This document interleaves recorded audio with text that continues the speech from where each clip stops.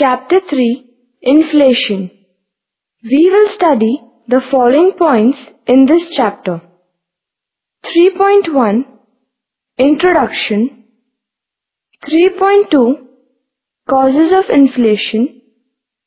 3.3 Effects of inflation. 3.4 Measures to control inflation. Meaning and definitions. Inflation is generally associated with rapidly rising prices. Thus, in simple terms, inflation is decline in purchasing power due to an increase in prices. Professor Crowther has defined inflation as a state in which the value of money is falling, that is, prices are rising. Professor Crowther's definition emphasizes on the rise in price level as a symptom rather than cause of inflation. However, this definition fails to explain why the price level increases from time to time. According to Professor Cameron, inflation means too much currency in relation to the physical volume of business being done. This definition involves a comparison between two things: the supply of currency on one side and supply of physical goods and services on the other side. The above definitions establish cause and effect relationship between supply of money and the price level. An increase in supply of money is the cause and rise in price level is its effect. 3.1 Introduction. Inflation is a global economic concept. If there is an increase in the price level, there is inflation.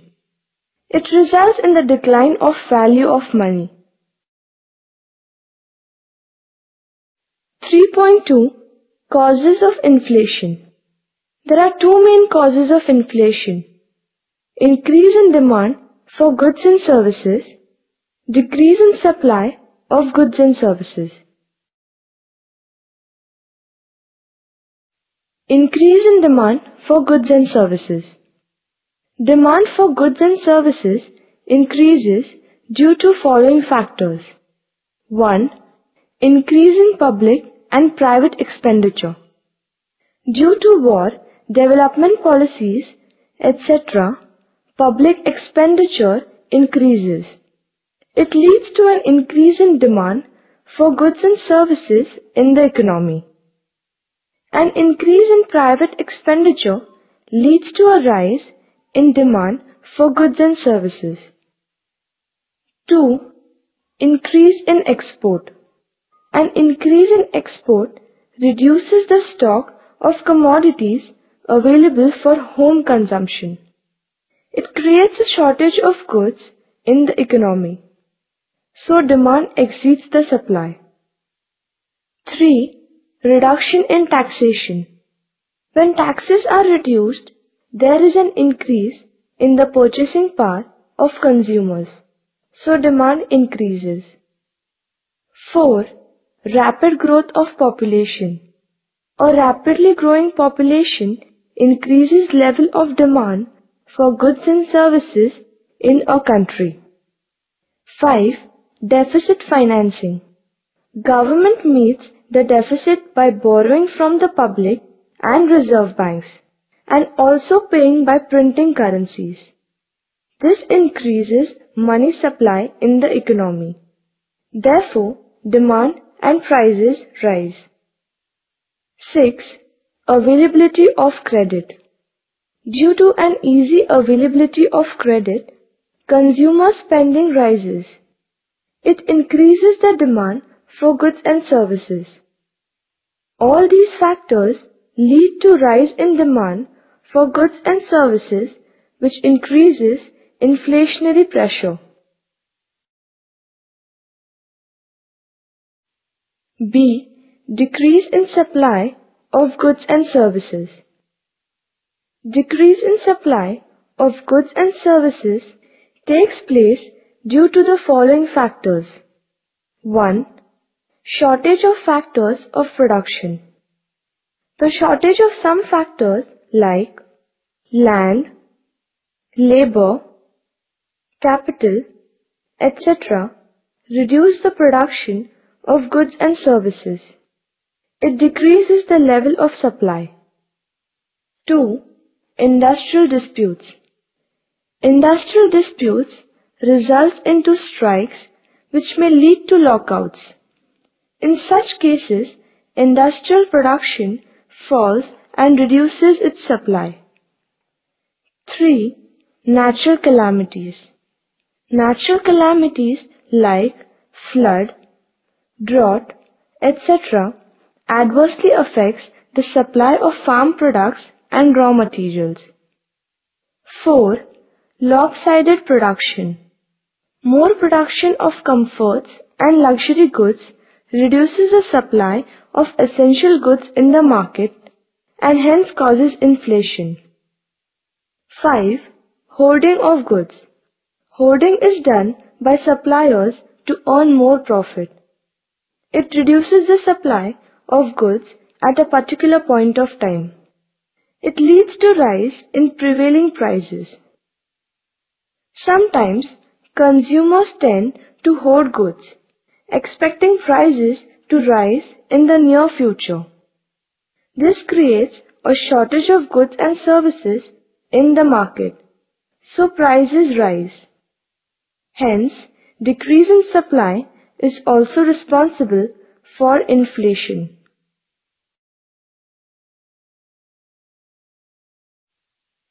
3.3 Effects of inflation. A. Effects on production. A low inflation rate stimulates economic growth. Rise in price level initially leads to increase in profit ratio, investment, output, employment level, and income. However, hyperinflation results in fall in the value of money and decline in purchasing power.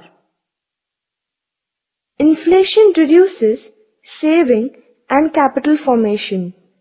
It also discourages the entrepreneurs from taking risk involved in the production. It adversely affects the quality of production. Resources are diverted from the production of essential goods to luxury goods to earn profit.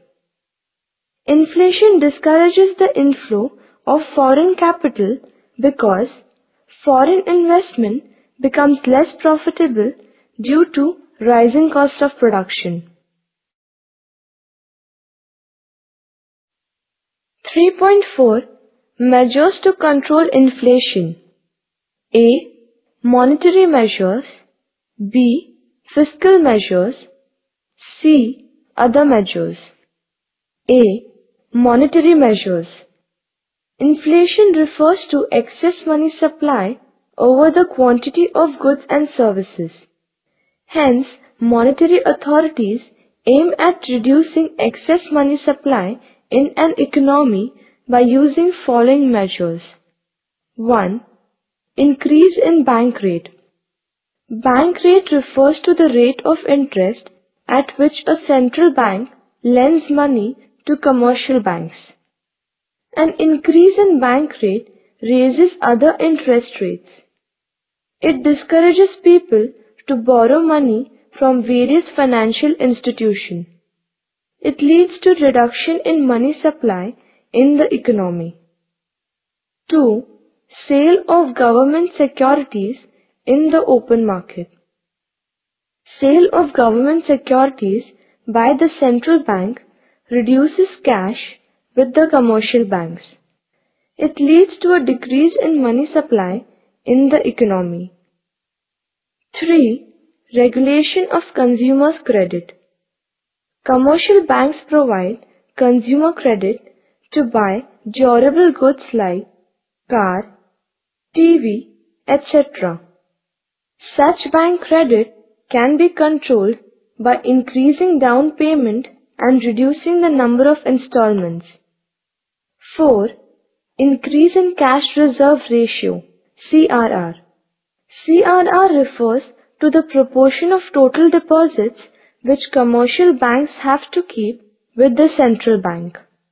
A rise in CRR results into lesser availability of credit through banks.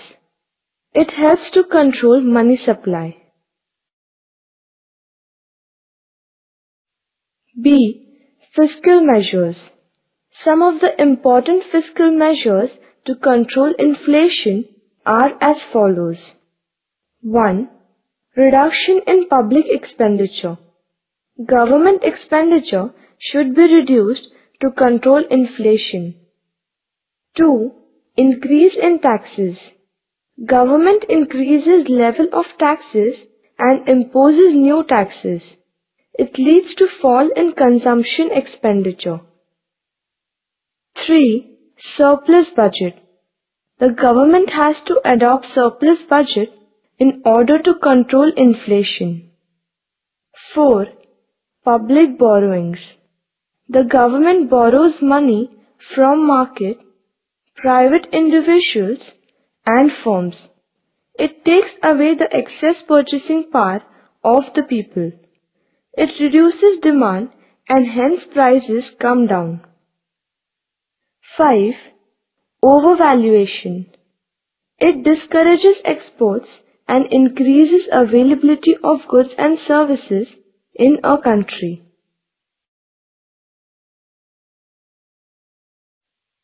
C. Other measures. It includes direct measures taken by the government to control inflation. They are as follows. 1. Expansion of domestic output so as to meet the ever-increasing demand. 2. Direct control of prices and rationing, that is, bringing down the upper limit beyond which prices would not be allowed to rise. 3. Adopting appropriate wage profit policy. 4. Publicity campaigns to appeal the people to control their expenditure. 5. Control of population growth. Hence, inflation is the situation of sustained upswings of prices. Beyond the full employment level, inflation becomes dangerous, so it has to be kept under control. B. Effects on distribution. Inflation leads to unequal distribution of wealth and income in the society. So rich becomes richer and poor becomes poorer. Entrepreneurs earn more profit. It is because selling prices rise faster than the cost of production. However, fixed income earners like pensioners, workers, salaried persons, etc. are adversely affected by inflation because their money income remains the same while the value of money falls. People who invest their money in equity shares are the gainers because of rising prices. However, those who invest in fixed income earning assets like bonds and deposits are the losers because their money income remains the same. Generally, debtors are the gainers because they repay less purchasing power than before when they return the debt. On the other hand, creditors lose as they receive less in terms of real income. During inflation, big farmers are the gainers because prices of agricultural goods rise. However, small farmers do not gain much as the major portion of their produce is kept for self-consumption. C. Non-economic effects. Inflation widens the gap and creates social conflicts between the rich and poor.